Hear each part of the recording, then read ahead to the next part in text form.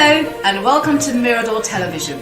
We are the biggest little TV in the world, based in Lewes, East Sussex in England. Our aim is to entertain and to spice things up a little. We will also keep an eye on the local politics, because let's face it, someone has to. Our programs range from stories about the local people to stories about people from all the way across the pond. Brought to you by our wonderful colleagues in New York. So why not sit back, relax with your favourite cuppa, or maybe your favourite tipple, and enjoy. This is Mirador Television.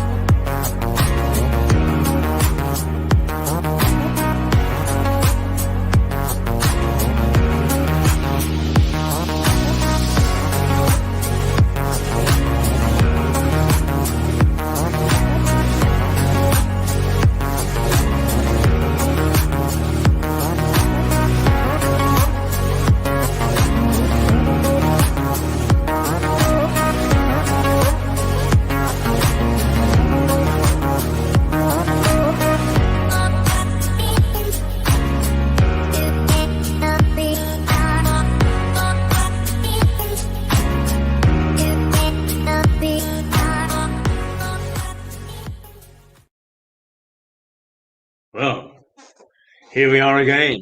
Friday. We've made it through to Friday. Not an easy thing to do at the moment. Everything is flying all over the place, but slowly order is coming.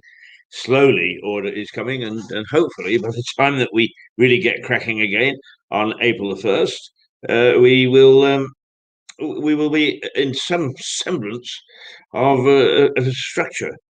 Now, I my scarf was scarf napped, and I just mentioned it. And if you will recall, a little while ago, I had these wonderful, wonderful young people from New York, and they wanted to find out about journalism, and so I was asked to sort of almost be the guinea pig, so that they could ask questions and hone their skills in trying hard to trap me. And trap me they did several times.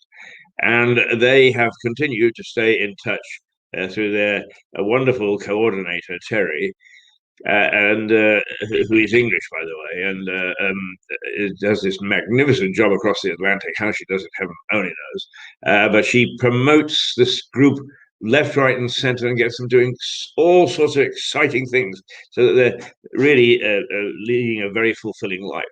But anyway, they talked it through, and they decided that they couldn't stand seeing me without the scarf.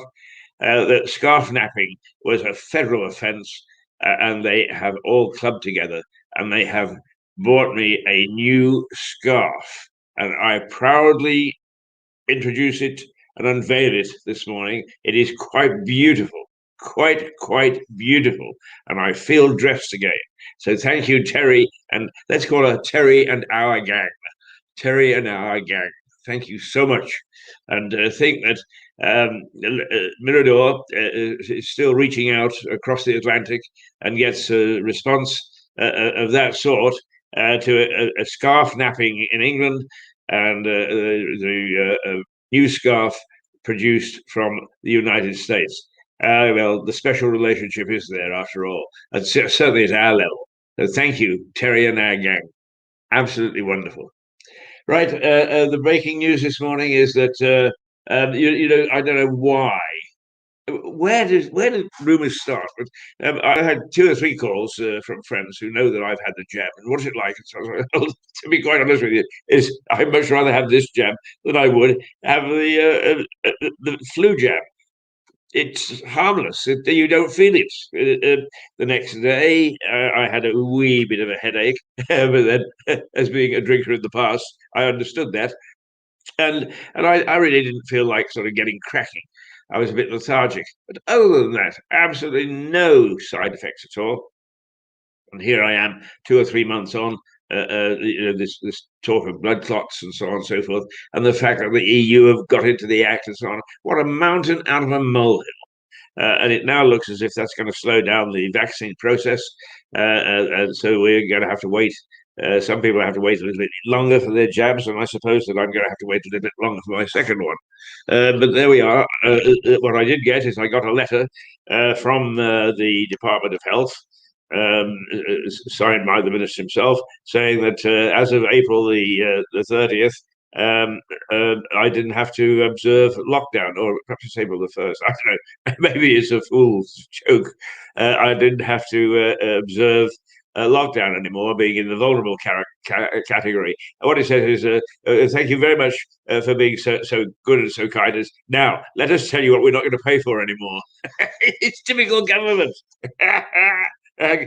Spread the good news and then pile on the bad, or at least let's make sure that we actually watch our backs.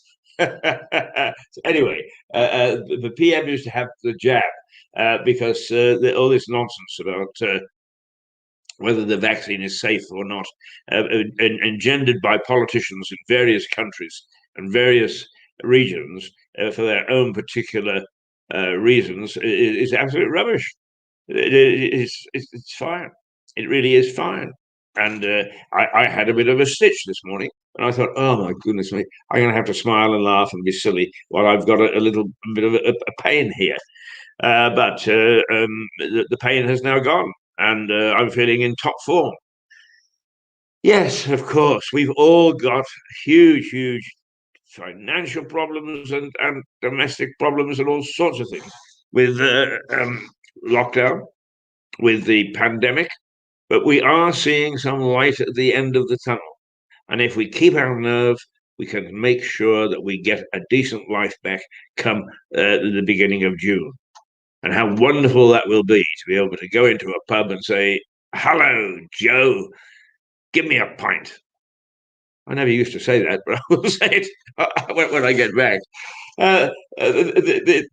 The ongoing row in Scotland with Nicola Sturgeon and Alex Salmond seems to have taken another turn. It seems that they've both been telling porkies, and they've both been caught out. But they're politicians. Surely we don't expect politicians to tell the truth. Certainly not. More significant, because it is going to hit us in the backyard and the back pocket, is that the UK hit its highest February borrowing level ever on record. We borrowed more money to splash the cash and get us through. And I suppose we individually, we understand that, because that's exactly what's happened with everybody else. And as Paul Fowle said yesterday when he was on, is the huge borrowing that everybody has undertaken. And then when the shops do open again, there's going to be a splurge, so they're going to borrow even more. And that's probably one of the things that we're going to have to get used to, is there isn't an endless supply of cash. Is that the borrowing spree has come to an end, and they're now going to have to settle down to face reality. And there isn't money just on tap to turn on. Hey, well, it's very sad, but there we go. We are entering a bad period. There's no question about it. Yes, great joy at the fact that we're out from the pandemic. Great joy that we've managed to lived through it. At least many of us have lived through it. Although the thousands have died and millions have been infected. And I mean, the United States a couple of weeks ago hit 500,000 people who have died over there. Mind you, their population, of course, is much bigger than ours. But there we are. Now let us see. What about the weather? What's going to happen with the weather?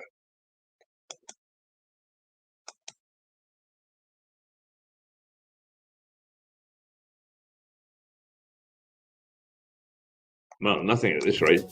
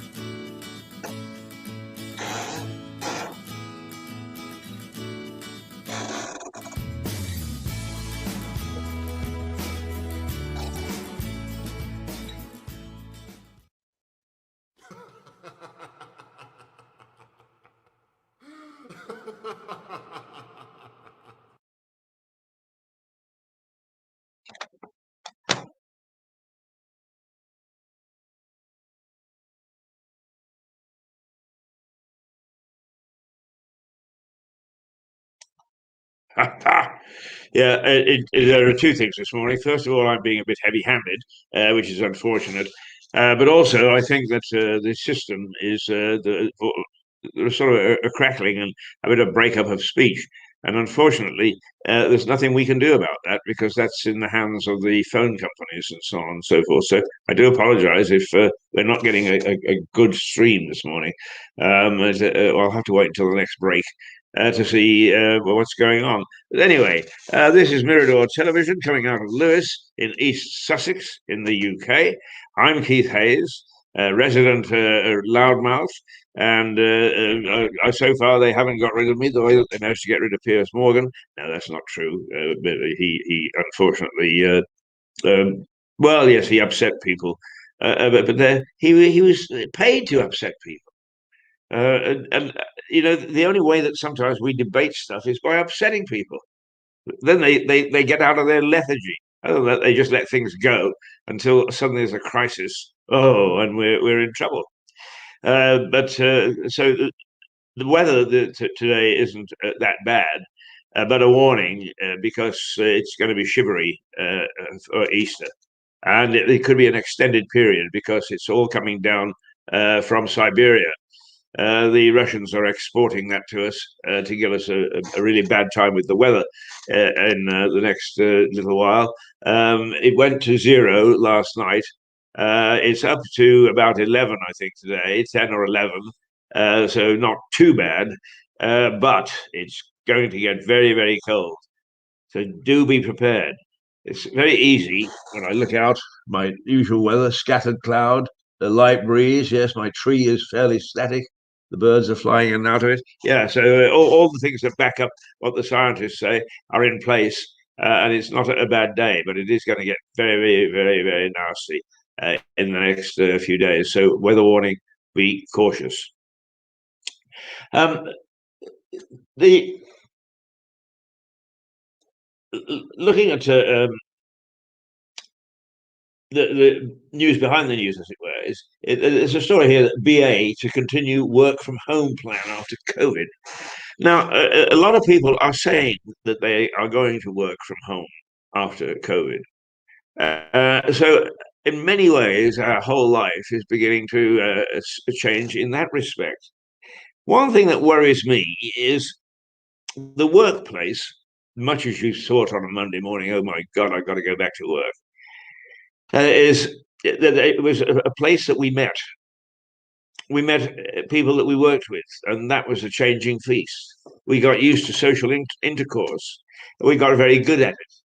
And human beings are social animals. We like talking. We like mixing. But if you are too narrow in the people you mix with, in fact, I was talking to somebody the other day, and we were talking about the Amish in the United States, or as we used to call them, Pennsylvania Dutch, who live a very solitary life, and they believe in all sorts of things, or not using electricity and so on and so forth. But they're quite a wealthy community, and if that's what they want to live, by all means, let them live that way.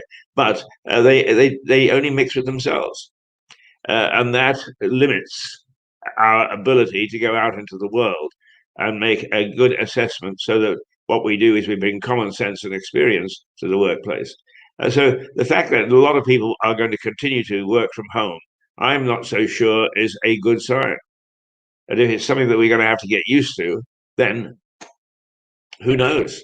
Maybe it is a good sign. Oh, by the way, good morning, Gary. Gary Toyton is on this morning, watching. Very faithful viewer. Very good to have him along, and a nice guy too. Very nice guy. He lives in London, so there you are. You don't have to be in Lewis to watch this program. My glasses are mucky this morning, and let me tell you again about this wonderful scarf, because my other scarf was napped, and the wonderful youngsters in New York who we had on, and we did a program in talking to them and letting them actually ask questions and so on. Lovely, lovely youngsters, and they heard about my other scarf being napped, and they've clubbed together and they bought me this, and I think it's absolutely wonderful. And I shall say privately thank you to them, but I also want to say publicly that's terrific.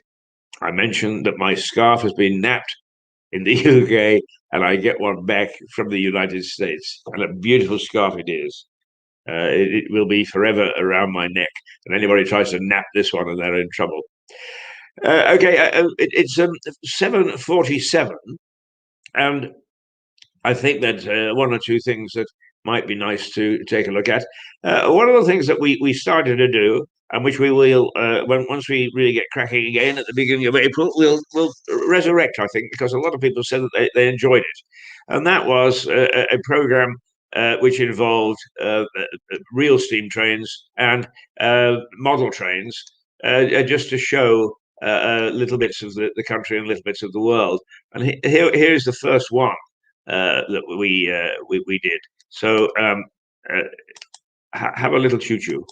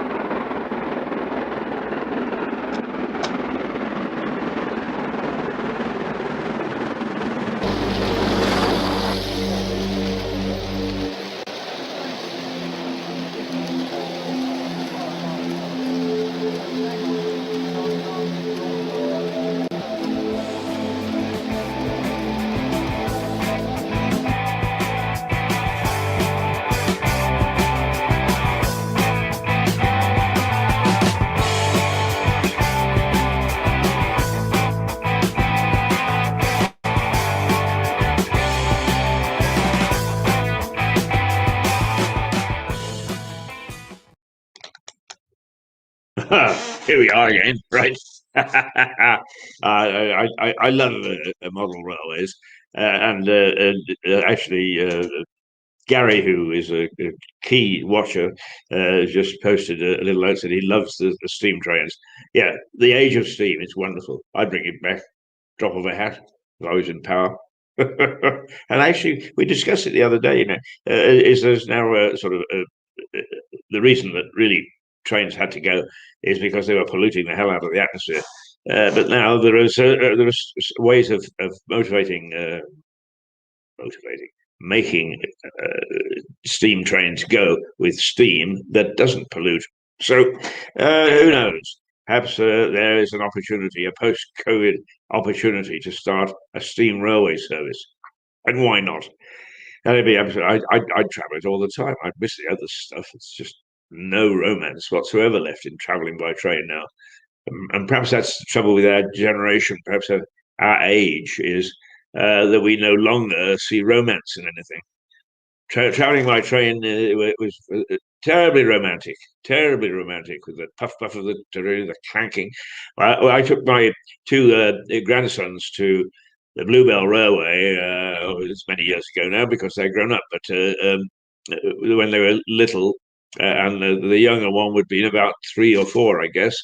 And he'd never ever seen a steam train before. And he stood on the platform, and this thing came hissing, clanking in, and his little body shook with excitement. Wow, what an experience! That's absolutely terrific. And he loved it. And as a consequence, he's been a lover of steam trains like me ever since. Anyway, we will be showing the odd program because what we do is we go around the world. We don't just stick here. That one is about the south coast, and we go around the world looking at various scenes and cities and the type of model railways that they have and the type of real railways that they have. So that's something that we shall resurrect, and I think that little touch there was telling us all. Now, the money situation in the UK, and I'm no expert. We have Paul Fowle, who is an ex-banker, an ex-copper as well, so watch out. A former banker who is much more astute about these things than I am.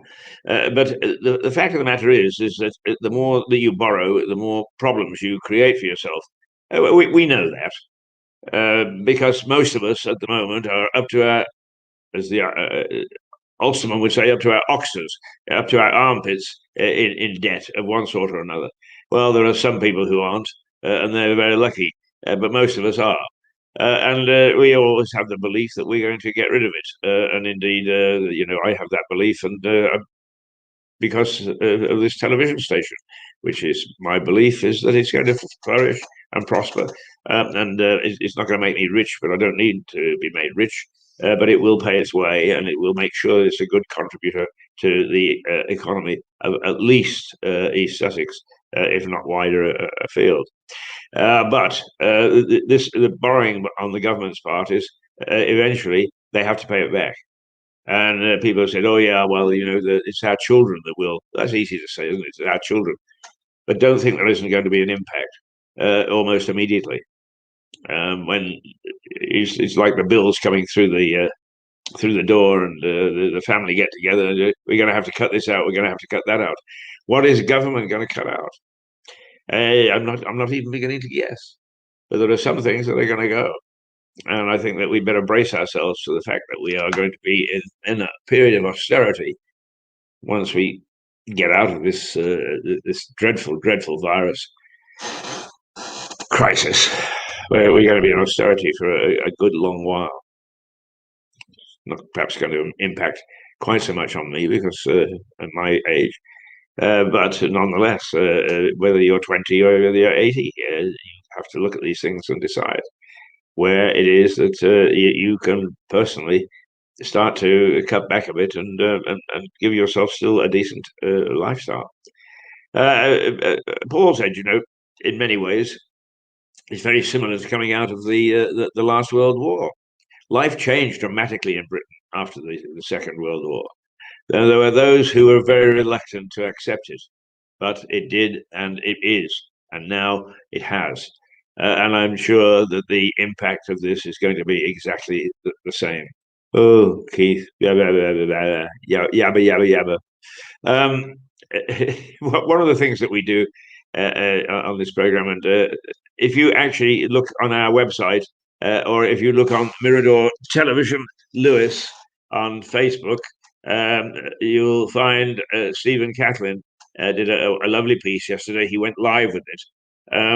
My knowledge of our technology, without anybody to help me, was that I couldn't actually find a way of downloading it onto this program this morning. But do catch up with Stephen, and 150 or so of you already have, and he only went out yesterday afternoon. So that's very heartwarming for both our television station, but for Stephen as well, who works very hard to come up with the things that he perceives to be problems with our local governance. And somebody's got to do it. So why shouldn't it be us? And why shouldn't it be Stephen? Now, what we do is we tweak local governments, whatever, whatever you tweak, and we do it through something called the life in the day of a consul. And these are from past programs, but we're going to keep them up to date as best we can. So let's look at what we're talking about. Is the life in the day of the Lewis consul.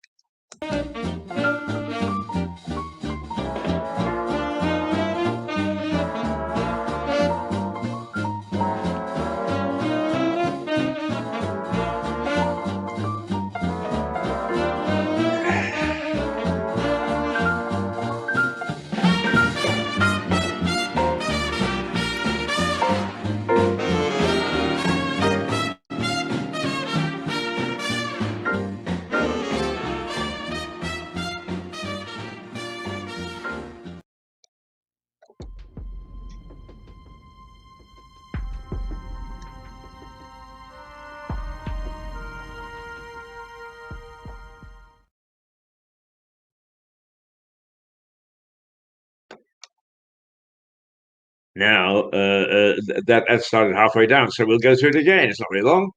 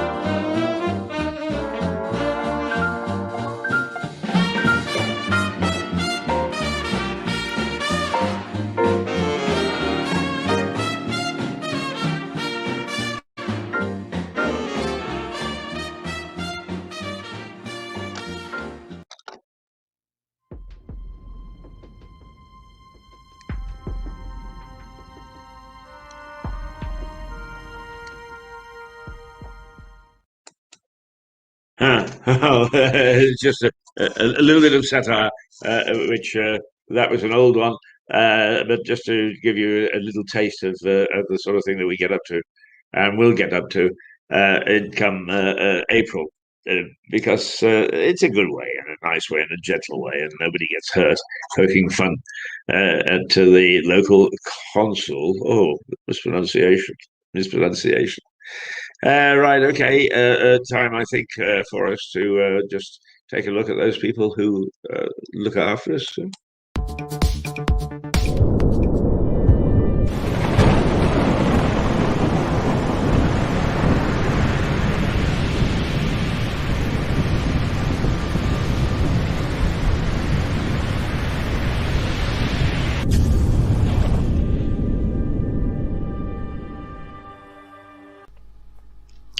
When you've missed the train, don't despair. Have a nice cup of coffee.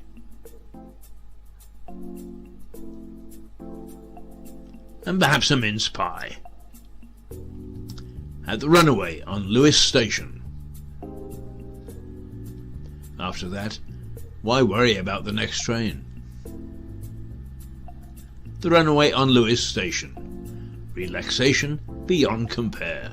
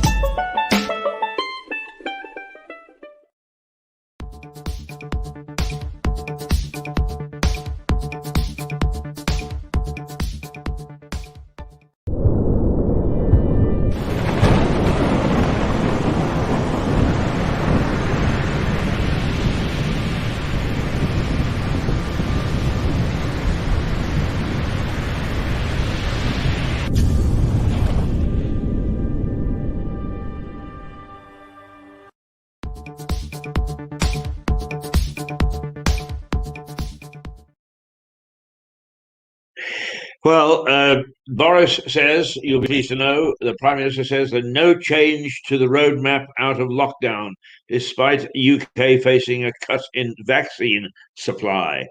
So there is going to be a cut in vaccine supply. I mean, there's all this fol-de-rol on the continent where Brussels is threatening to close factories or take them over, or hijack supplies coming out of Europe, because some of the factories manufacturing our stuff coming out of Europe. It's a great pity, a great pity that this is all blown up this way. But it just shows probably that reform is badly needed, right across the board. In the EU particularly, but here, right across the board, we need a reform of the way we have governance. Not a government well, we reform those on a day-to-day basis if we could, but governance is the way, the system that governs us at the moment. There's a lot has to stay. We are a constitutional monarchy, and that shouldn't change. But sometimes the way that we have tinkered with local government, I mean, this business of a cabinet, for instance. I mean, how remarkably silly that it did come out of Tony Blair. But that's just one of the instances of a silly nonsense that has got to change. You can't have power in the hands of just a few people, because they have no concept whatsoever what the problems are in their local area. They can't cover it. They've got to rely upon their colleagues, and if their colleagues have been sidetracked, why should they bother? Yeah, well, there we go. So it's good that the Prime Minister says no change on the roadmap out of lockdown. That in Scotland, poor old Nicola Sturgeon has been said that it's been ruled that she misled Parliament. How on earth? I mean, whether that will affect her career or not, I have no idea. More alarming is that some of the food chains, because they delivery, particularly the big ones that stayed open during COVID. And we won't name any names, although if you turn to the newspapers this morning or some of the other broadcasters, you will see the names. They didn't observe the basic rules like washing of hands and that sort of thing, and that is always a little bit of a problem, and not at all a nice thing for us to have to face. Did the hamburger that was delivered to our door, was it prepared properly? Is it a ticking time bomb? Wow, those sort of things are now beginning to crop up and be seen in the news. The royal row rumbles on. Also, interesting. I'm just taking snapshots at the moment, but UK experts say a large amount of the virus was brought in via the Greek travel corridor. In other words, we allowed people to go to and from Greece in the early part of lockdown, and that's where it found its way into the country. There's nothing against the Greeks. Who knows where this damn thing will start? But it just shows that we have to be a wee bit cautious about where and how we lift travel restrictions as we go on. It is incidentally 8 minutes past 8, and it might be a good idea to just take a look at the weather. I think the weather. I don't know whether it's the weather or not. No, it's not. Let's try this and see if this is the weather.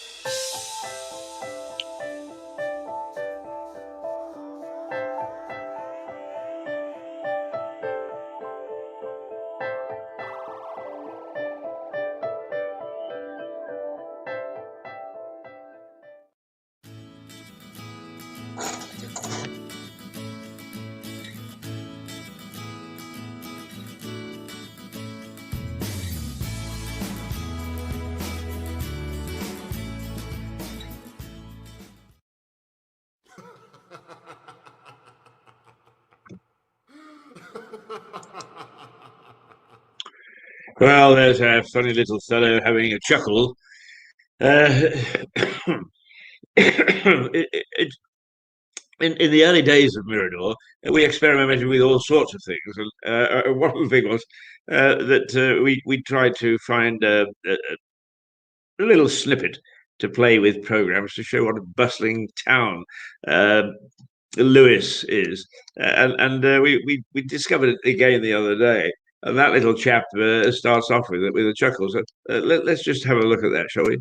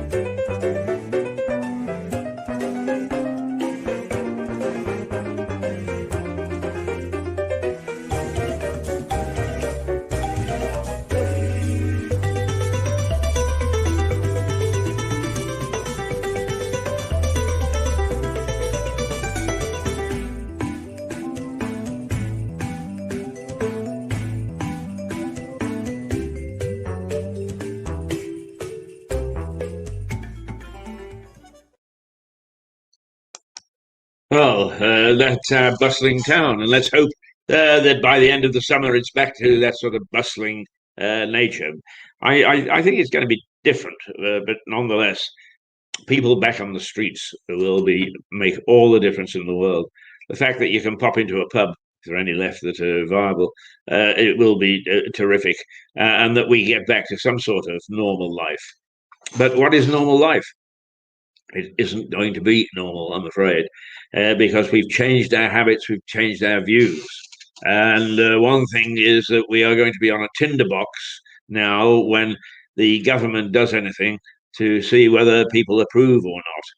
And the sort of scenes that we saw last weekend over the vigil in Clapham Common and the police clashing with demonstrators or vigilites, or whatever you want to call them, certainly not vigilantes, is perhaps going to be more of a way of life than we would want.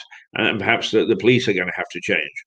Because in the long run, all these services, whether you're talking about the House of Lords, down to the police, the hospitals, and so on, are there to serve the population. They have no other purpose. They're there to serve the population. And if the population changes, there's no sense in all those services saying, well, damned if we're going to change. We're not going to reform. No, they have to take a strong, hard look at how they operate and how they can serve their clients, if you like, best.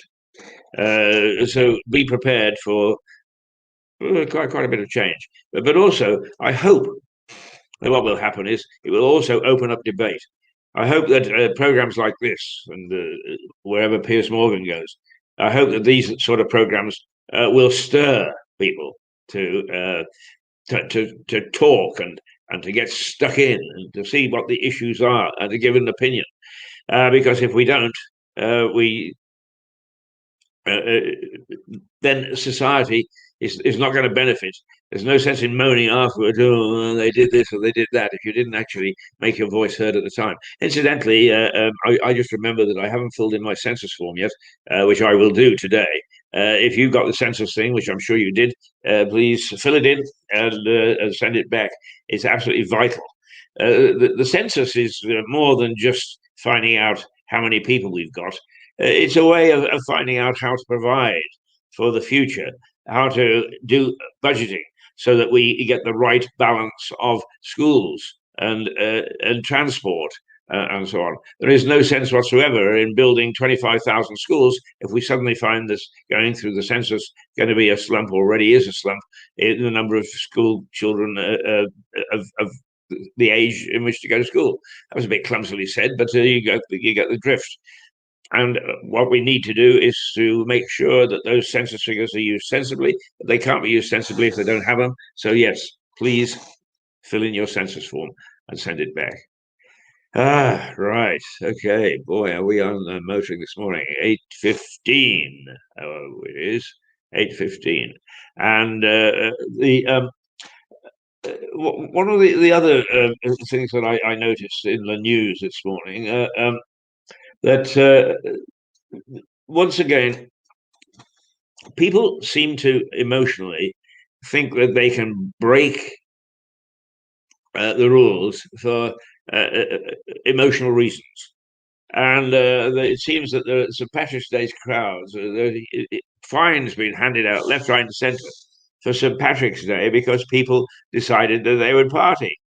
Now, many Irish people, and I suppose to many other people, St. Patrick's Day is important around the world. But it wasn't an excuse to actually take everybody's lives in your hands and dash out and hug and kiss and doing all the things that we want to do that we can't at the moment. And it really is a very naughty of those people, and they deserve the fines. Just a little bit of patience and a little bit of determination, a little bit of grit. Yeah, we wouldn't have dreamt during the last war of lifting the blinds because we wanted to see the outside during an attack by German bombers. You had a blackout, you had black curtains or black roll of paper, and you made sure that no chinks of light got through, so that people from airplanes couldn't identify where they should drop their bombs. And that took a lot of courage. It took a lot of discipline, and that's a sort of discipline which only for a little while longer. Boris has said his a time chart, his timeline for coming out of COVID and lockdown hasn't changed. So there is nothing that is there that is an added pressure. So why we behave in added stupidity, haven't any knows. But just do be careful, because we've got Easter coming up, and hopefully there will be some easing at Easter. But let's just go with the easing and not get carried away and go and do silly things, so that once again what we find is everybody has got to go back into lockdown. Get the haircut. That's the first thing I got to do. Oh boy, is it in the mess? But then I understand, because I'm not allowed to see my friends. I understand that a number of my friends are in exactly the same situation. Rightio. I think that it is time for us to remind you who we are. Do you think? No. But one of the things that our lifeblood is you. Our lifeblood is you buying advertising or sponsorship of a very modest nature on this television station to keep it going. And we've managed to keep it going. Yeah, we're different. So some people are not everybody's cup of tea, and we don't try to be. We are different. We're a bit quirky, but there are a lot of people that like us, and a lot of people like what we're doing.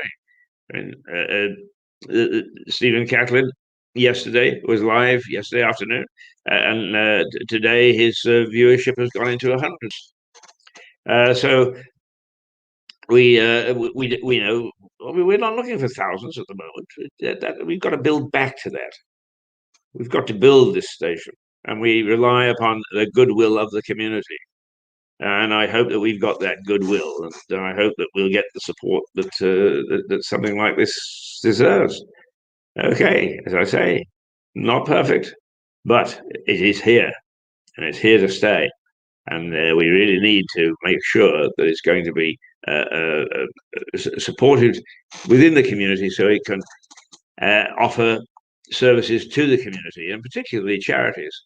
One of the things that we hope will be back very shortly is Leslie's people. Leslie is Leslie Nora Hills. And if you are from Lewis, you will see her work in the cancer research charity shop at the bottom of School Hill. She paints various characters, and there behind me is the one painted of me on wood or oil canvas or whatever, and she charges a fee for doing it. It's a very modest fee, and she gives it all to charity. But what we did was we looked at the paintings that she'd done, and we tried to bring to life those people, local people, and for that matter, not so local people, because she's done some very famous people. She's done Boris, she's done Teresa, she's done the Sussexes. She did Ronnie Corbett before he died, and many famous people. But she concentrates now on local people so that she can raise money for cancer. And those are the sort of things that we have supported and been involved with, and we want to be involved with again. So we will pull for the community if you'll pull for the community, but you've also got to pull for us. We don't mind you say what a load of rubbish. That's okay. We understand that. But what we do want is we want you to say, yes, we have a television service in Lewis, and it not only serves the local community, but it tells the world what Lewis is about and what the people in Lewis are about. And one of the interesting things that we've discovered as a result over the last year is that the interests of people in different countries is very similar. So, for instance, if you've got a gardening program here that appeals to a certain number of people in the UK, you can find that gardening program will also appeal to the same sort of people in Australia, in Canada, in the United States, and so on. So that gives us an enormous opportunity to look and focus on things that we do in Lewis, but tell the rest of the world we do them. And I think that's important. I think it's important to let everybody. Lewis is shout it loud. Lewis is great, and so is Mirador. 8:22. Okay, I think we'd better just give the folks who pay the bills a little bit of a booster. Yeah.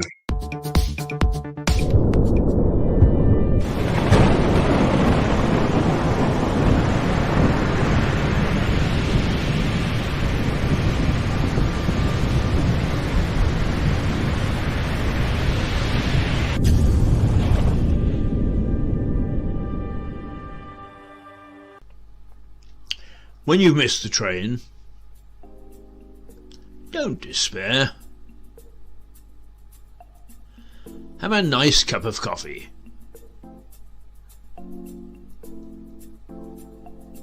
And perhaps a mince pie. At the Runaway on Lewis Station. After that, why worry about the next train? The Runaway on Lewis Station. Relaxation beyond compare.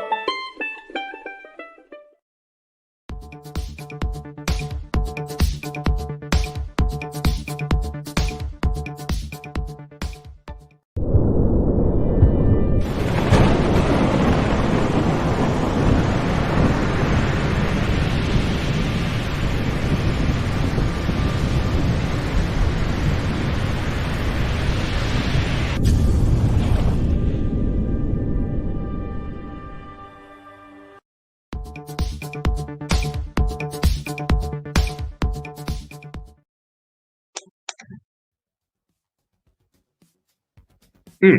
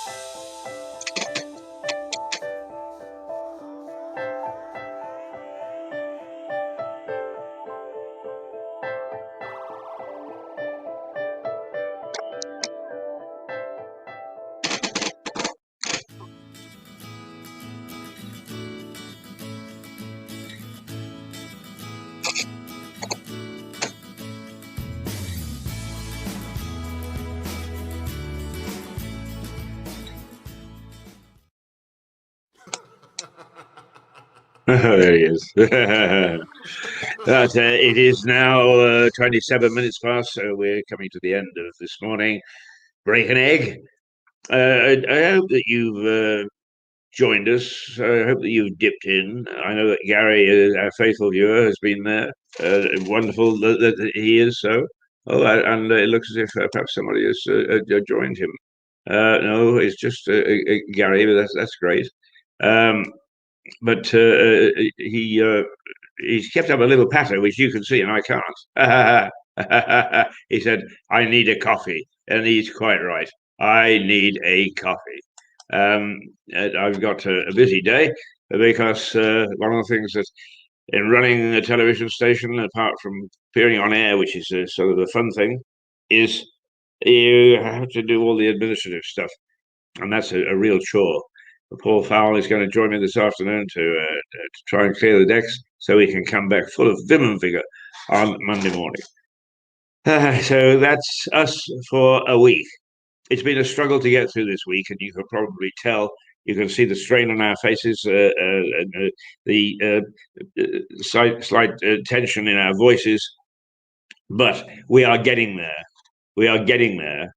And if we can actually keep going for another few days so that we meet the end of lockdown with a buoyancy, an enthusiasm, and providing what our community wants, Mirador Television will feel itself very lucky. Who's Mirador Television? Well, since it's 29 minutes past, for those of you who don't know, here we go.